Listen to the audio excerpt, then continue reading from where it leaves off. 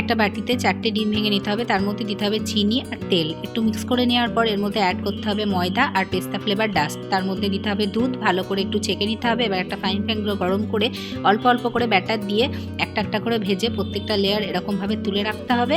তারপরে একটা কাটার দিয়ে এরকম গোল করে কেটে নিতে হবে। এবার একটু বাদাম আর দুধকে মিক্স করে এই দুধটা আমি নিয়ে নিচ্ছি। এবার এর ভেতরে চিনি আর হুইপড ক্রিম দিয়ে ভালো করে একটু ফাটিয়ে নিতে হবে। তারপর একটা পাইপিং ব্যাগে পুড়ে একটা একটা করে লেয়ার দেওয়ার পর এর মধ্যে যে কোনো ফ্লেভারে তোমাদের ইচ্ছা মতো ফ্রুট দিয়ে আবারও প্রত্যেকটা লেয়ার এরকমভাবে দিয়ে দিতে হবে যতক্ষণ না যতগুলো লেয়ার শেষ হচ্ছে। এরকমভাবে একটার পর একটা বসিয়ে উপর দিয়ে একটু ক্রিম দিয়ে ভালো করে এটা ফিনিশিং করে নিচ্ছি। তারপরে ওপরে ডিজাইন করে দিচ্ছি, তার উপরে তোমাদের ইচ্ছে মতো ফ্রুট দিয়ে দেবে। এবার একটু ডিজাইন করার জন্য ফুল দিয়ে দিলাম।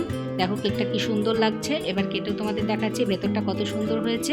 এই ফ্রুটটা দেওয়ার জন্য কেকটা কিন্তু খুব সুন্দর লাগে। তো এই কেকটার নাম হচ্ছে লেয়ারিং কেক।